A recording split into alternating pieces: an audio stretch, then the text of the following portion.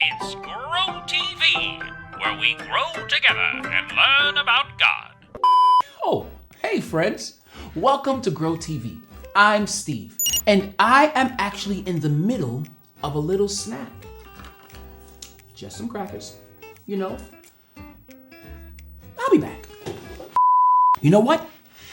Let's take this snack up a notch. A couple of sardines. And, oh yeah, add it on.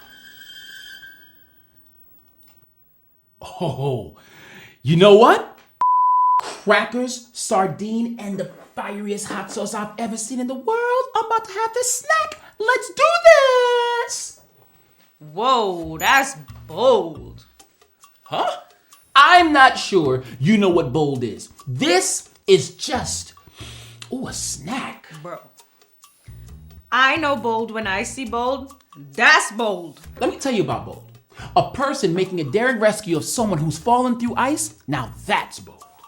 Yeah, I guess, but... Let me tell you what else is bold. A person named Ruth is far from home with her mother-in-law, Naomi. They're currently on their own and looking for a place to call home where they can be safe and taken care of. As it turns out, a man named Boaz could offer them just that. But Ruth would have to go and present this situation to Boaz with a very, very real possibility that he could reject them. But she does it. That is bold. I think you're right. I mean, the last scenario actually is straight from the Bible, right? Exactly. It comes from the book of Ruth, chapter 3. Naomi and Ruth had recently come to Bethlehem. This was Naomi's hometown, and Naomi and Ruth were working hard to survive there. Why was it so hard for them? All the men in their immediate family had died. And in that culture, being two women on your own was a very, very vulnerable spot to be in almost every way.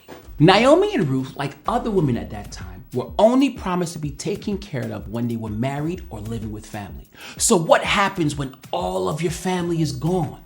The culture they lived in made it very difficult for women not connected to a family member. Oh, wow. Yeah.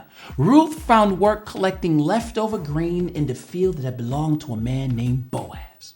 Boaz was related to Naomi. He was a close enough relative that he could buy the land that belonged to Naomi's family and continue the family line. But he would have to marry Ruth to do so.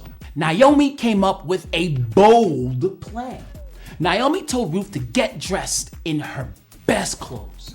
Then go to the place where Boaz was sleeping, lie next to his feet, and wait for him to wake up to see her.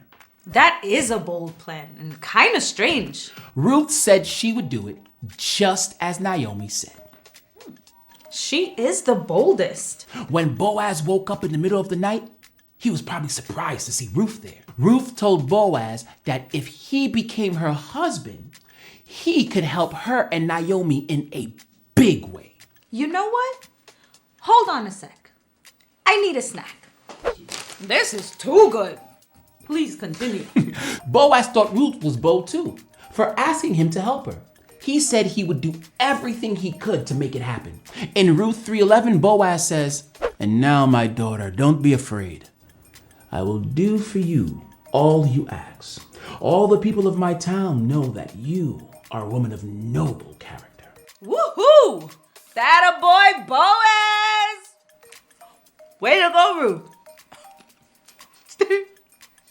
It's just so beautiful. It was really beautiful, and it was very bold of Ruth to ask Boaz for his help. Boaz could have said no. She and Naomi didn't know exactly what would have happened, just like we can't know what will happen in every situation, but God helped them become bold. They needed boldness to be able to take a risk and have courage. God will do the same for all of us because God gives us boldness. Steve, great story. Thank you. And thanks for the lesson on what's bold. You know, I had my Bible with me the other day, and there was a friend of mine who hasn't read the Bible before. They asked me why I had it with me so often. I knew it was an opportunity to be bold, but I just mumbled something and put my Bible away. I guess I missed my chance to be bold. God giving us boldness doesn't mean that we handle every situation perfectly, but it does mean that you can have the boldness to take another chance. Oh, so like, what do you mean? What if you went back and said, hey, you asked me about my Bible the other day. I wanted to say more, but I didn't. Can we talk about it now? I can do that. Yeah, you can. I can. You know what? And I think I will. Friends, what situations do you have in your life to be bold?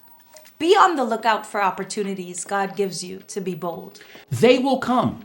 And when they do, trust that God gives us boldness.